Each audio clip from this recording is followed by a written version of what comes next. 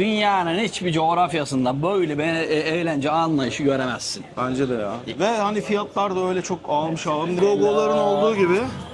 Ne flörtleştim be amına ya. Biz de böyle dayı. Bu Pattaya gerçekten gece hayatı konusunda aşmış. O mekanı hayvan gibi övmemiz lazım. Neyse, Harun abla selam. arkada Ladyboy barı var. Vay be Boran abime bak be. Lan ne bir adam sandalyeden sallanıyor abi. İçeriye öyle boş beleş altın doldurmamışlar. Anlatamazsın dayı, ne Evet ya, uğraşıyorsun? evet. Bak bir saat boyunca şuraya anlat. Yok. Al Olmaz. bunu anlat derler adama. Harun abla selam, ne yapıyorsun? Usta şu kepengi kaldır da yoldan geçelim, senin gelecektin. Abi sen de bir tane arkadaş edindin orada. Say müzikleri çalıyor. Kardeş değil mi? yanlış Ya. anlamadım, biz bizeyken hiç arkadaş edinme falan demiyordun. Hani bu kameraya ya da şeye kaydırırsel bir şey mi? Ne yapayım ne diyeyim yani, akşam götürdün çatır çatır mı diyeyim yani şimdi. Geldik mi? Burada mıyız? Hadi o zaman çıkalım yola dayı. Haydi yürüyelim bir taraftan da. Kanki dün akşam tabii bir yerden sonra video çekemedik. En sonu Food Court'ta yemek yedik. Ondan sonra koştur. Happy Hour'u kaçırmamak için Gogo'lara daldık. Önce Gogo'lardan başlayalım istiyorsan. Sonuçta hani burada gösterebileceğimiz şey var, gösteremeyeceğimiz şey var. Gogo olayı önemli abi. Yani bu şey gibi. Turistlerin Türkiye'ye gelip de Sultanahmet'i ziyaret etmesi gibi bir şey kardeş. Pattaya'ya geliyorsanız Gogo'ya gideceksiniz abi. Göreceksiniz şöyle güzel güzel sıra sıra memeleri. Ondan sonra bir özgüveniniz yerine gelecek. Bir kendinizi tazeleyeceksiniz. Ondan sonra da selamun aleyküm. Dur la ezdirme kendini. Kameraya çarpıyordu, gördün mü? Yapar. Şuna bak, trencilik yapıyorlar. 3 kişi binmişler yüzlük motora. Bu arada en iyi exchange rate'i bizim şeyin karşısındaki veriyormuş kanka. 35 küsürden bozdurdum bugün. Yürürken iyisin gördüm. iyisin. Aa bak, Neyse. burada benim takıldığım şey. Ayak masajı yaptırdı dedim o karıya. Şimdi, Ayağımdan artık ne kadar memnun kaldıysa gelirken göz göze gelip Şimdi bana hello çekiyor. isim ya Gogo ismi vererek anlatalım istiyorsan. Tamam. Bizim kaldığımız o Soybuko bölgesinde bu Gogo'ların olduğu bir sokak var zaten. Onu çok rahat bir şekilde bulabilirsiniz. Hatta birazdan önünden geçeceğiz. Girişten gösteririz, sokağın girişinden.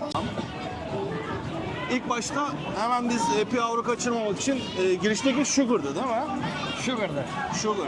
Çok verim alamadım ben ondan ya. Aynen. Evet güzel ama Hem output potansiyeli kötüydü, hem içeride sigara içilmiyordu.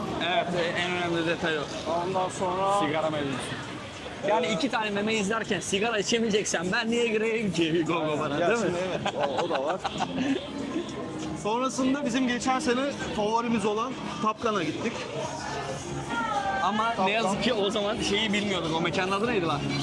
Ya ona en son geleceğiz şimdi. Ha Dur. tamam. İsim vermiyoruz o zaman. Ya isim verebiliriz tabii ki de ona en son geleceğiz. Yani Heyecanı kaçmasın. Heyecanı kaçmasın. o mekanı hayvan gibi övmemiz lazım yani. Şu Sugar arkamdaki mekan bak. Tamam güzel o zaman. Devam. Neyse. Harun abla selam. Arkada Ladyboy barı var. Vay be Boran abime bak be. Lan ne bir adam sandalyeden sallanıyor abi.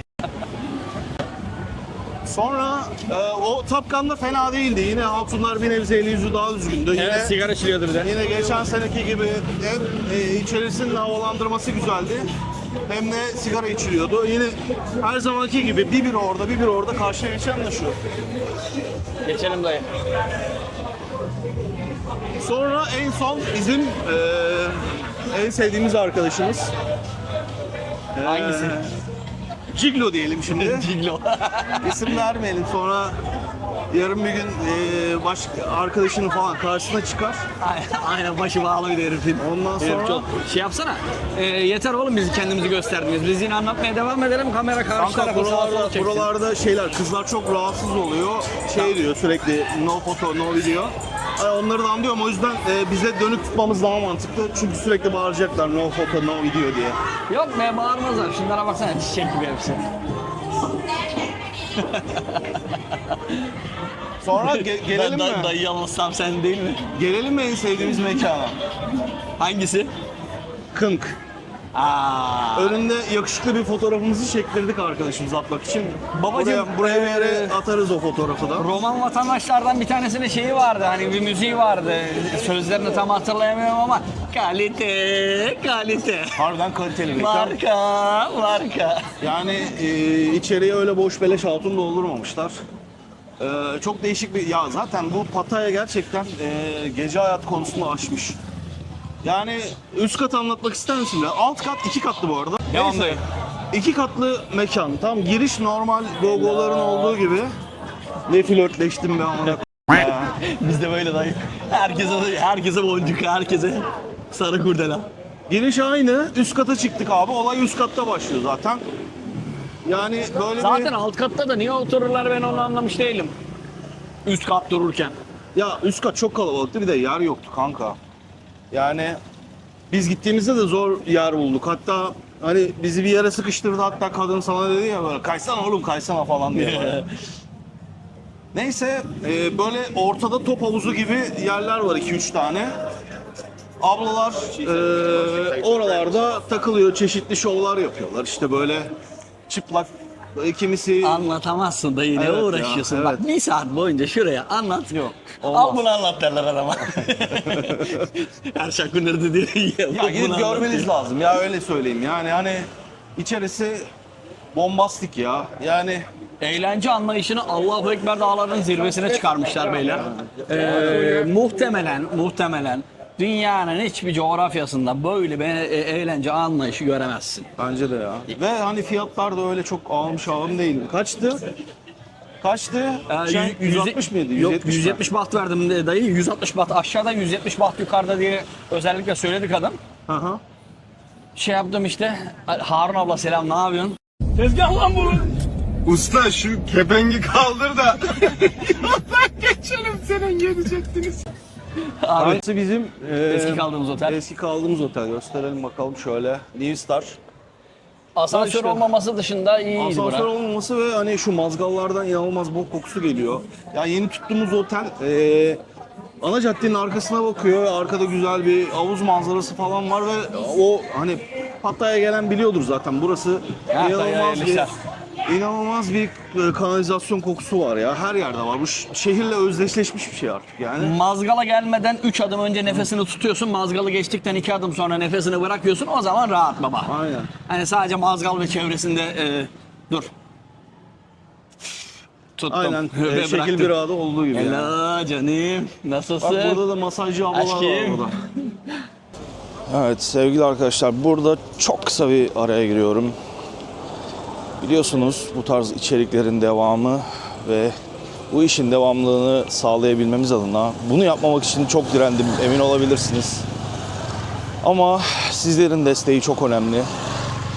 Bu tarz içeriklerin devamlılığı ve bizim daha motive bir şekilde bu işi yapabilmemiz için ücretsiz bir şekilde aboneliğinizi, like'larınızı, olumlu olumsuz yorumlarınızı bekliyorum. Yazdığınız ufacık şeyler bile, olumsuz dahi olsa, benim için çok ciddi bir motivasyon kaynağı. Eğer bunu yaparsanız gerçekten çok mutlu bir şekilde bu işlere, bu içeriklere, bilgilendirmelere, beraber eğlenmeye devam edeceğiz. Şimdiden destekleriniz için çok teşekkür ediyorum ve iyi seyirler diliyorum. Kendinize dikkat edin. Ne diyorduk? O otel hakikaten bir bu cadde üstündeki kokudan dolayı benim oda harbiden kötü kokuyordu yani. Hani sonradan taşımamak için otel değiştirmedik. Yeri çok güzel olduğu için hani şu anki kaldığımız Kardeşim 2 adım otelden... sonra nefesi tutuyorsun. Bırak. Ama şu andaki otelden aşırı memnunuz ya. Yani Evet, hem kesinlikle. yer olarak da çok iyi, hem hani içeride koku yok, temiz. Hani fiyat olarak da en azından balkonumuz şeyimiz var. Arkada güzel manzaramız. Gayet iyi yani. Kardeşim kanser garantili yağda kızartılmış tavuklar satıyorlar böyle Şey arka mi, tarafta. motor yağı mı? Kanser garantili yağ diyelim biz ona. Bizim caddeye zaman- geldik herhalde, tuk-tuk'a Aynen, bineceğiz. bizim caddeye geldik. Tuktuğa bineceğiz. Şeye gideceğiz işte bu 747 maketinin olduğu yerde de bir güzel bir food court var akşam. Şimdi orada yemeğe gideceğiz. Oradan da Soy Six'e akarız artık bugün. Dün yapamadık. Tabii ki ya. Dün Abi, happy hour'u kaçırmamak için dün yapamadık ama Abi şöyle düşün. O zaman ne yapacağız? Gideceğiz Soysix'e. Mesnevi'den ders aldım. Döndüm Mevlana gibi. Issız ummana daldım. ya orayı ne kadar ya tabii yine bir kamerayla bir öne bir arkaya bir yürürüz ama şimdi kamera açık gördüklerinde orada yapıyor ablalar. Yani haklı olarak tabii gözükmek istemiyorlar. Hepsinin ailesi var işte. Bir yerde ailelerinin karşılarına çıkmasını istemiyor o tarz görüntülerin. Ya şunu yapabiliriz dayı. Sen önden gidersin. Sen orada çevirmeye girdiğinde biz şey yaparız. Neden? Şimdi biraz uzaklaş şu mazgaldan ya. Öf çok kötü kokuyor harbiden ya. Geliyor mu hala? Yok da tuk tuk geliyor. Aynen. Hadi bir şuna. Yaslan aynı şekilde. Haydi devam atladık. Şimdi aslında hani burayı çekmemdeki sebep sadece gogolar değildi yani. Akşam gecenin sonu nasıl bitti? Önemli olan o. Sonra, benim zaten bir date vardı. Ben seni en son o mekanda bıraktım. Sen orada takılırken biz date'e başladık. Sonra dedim ki burada beni fena yoracaklar. Kendime güvenemedim. Sonra hatta benim gittiğim o mekanda da çok fazla yalnız böyle şey takılan böyle Cine. ne diyeyim freelance değil, bar kadın değil, yani bar kızı değil. Çok fazla takılan şey vardı. Boşta ablamız vardı. Ondan sonra sen de yanıma geldikten sonra zaten ortamı gördün. Evet. Ve sen de bir tane arkadaş edindin orada. Sonra normal işte tay müzikleri çalıyor. Kardeş değil mi? yanlış Yani. anlamadım. Biz bizeyken hiç arkadaş edindi falan demiyordun. Hani bu kameraya ya da şeye kaydırırsel bir şey mi? Ne yapayım ne diyeyim yani akşam götürdüm çatır çatır mı diyeyim yani şimdi. Sorry. Wait, wait. Ya abi aslında olay bu. Hani burada sosyalleşebilmek kolay. Yani arkadaş edinmek kolay. Hani sonuçta tamam bir yerden sonra iş odaya bağlanıyor ama hani odaya bağlanabilmesi için burada genelde işte para istiyorlar ya. Herkes artık şey yapmış yani Para bu işi asker. çok ticarete dökmüşler. Hani biz Buradakiler kardeş bu işin ihracatını, ithalatını, yeri geliyor imalatını yapıyorlar. aynen. Yapacak bir şey yok. Housekeeper'da çalışıyor. Seninki de öyle hani sonuçta Benimki para karşılığı gelmedi yani bizim muhabbetimizi Ama- sevdi. ama- Orada bir ince bir ayrıntı var abi. Senden bir seks için para istemesi ayrı bir şey. Hani senin gönlünden işte taksi için ya da seninle birlikte zaman geçirdiği için bir şeyler vermen çok başka şeyler yani. Çalgı Cengiz diye bir film vardı. Orada diyor ya insanın gönlünden durup dururken para vermek geçer mi amcaoğlu diyordu ya. Benim gönlümden geçmiyor. Evet. Oğlum uçak biletine verdiğimiz para zaten Allahu Ekber.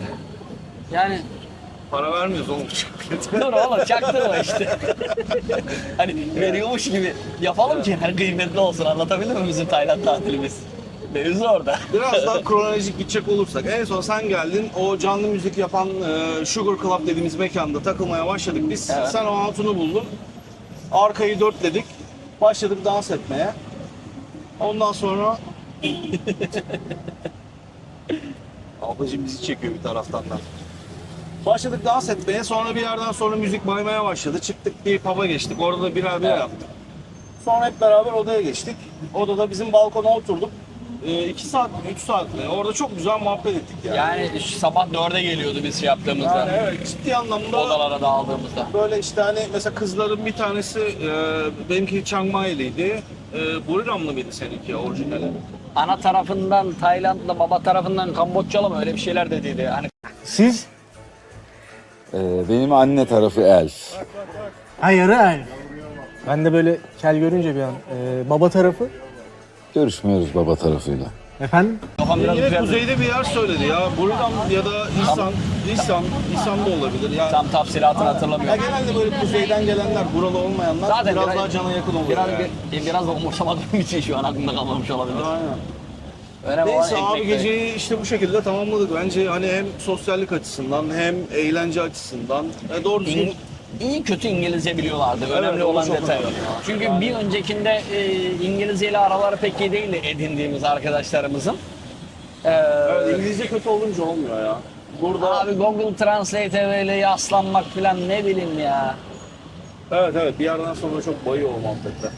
Neyse çok şahane bir gece geçirdik. Kalktık sonra hep beraber kahvaltımızı yaptık falan filan. Ya kalktı dedi de öğlen 3'tü saat. Oğlum, 2.30'da o kalkmış, 3'te ben kalktım. Buranın standartı oğlum zaten. Hatta normalde akşam gün batmadan burada kimse kalkmıyor. Yani herkes gece yaşıyor. Dubai mi oğlum burası? Gece yaşıyor oğlum burada herkes. Yani gündüz, Tamam. Evet. gündüzü işi gücü olmayan kimse uyanık değil. Zaten inanılmaz bir sıcak var. Ondan sonra food court'ta da açarız ne yedik ne içtik. Ben ama hani şöyle Tay yemeği değil de şöyle güzel bir ızgara bir şeyler yemek istiyorum ya. Bu sefer çok aç hissediyorum. Geldiğimizden beri hep böyle küçük küçük porsiyonlar az yedik. Bol içtik falan. Biraz böyle dikkat etmemiz lazım. Çaptan düşmeyin. Çünkü uyku hakikaten sabah 5'te 6'da yatıyorsun. Kalkıyorsun böyle 11'de 12'de az uyuyorsun yani burada ister istemez. Az yiyorum dediği gün 2.30'da kalktı. Şimdi o da ayrı bir mevzu. Şimdi beni konuşturma dayı. Kanka 2.30'da kalktım da araları da mı anlatayım? Neyse dediğim gibi food court'ta açarız yine. Ne yiyoruz ne içiyoruz onları da gösteririz. Hadi bakalım. Ona göre ayarla dayı seni. Hadi. Görüşürüz bakalım. Gençler Allah çarşınızı pazar etsin. Hadi bakalım.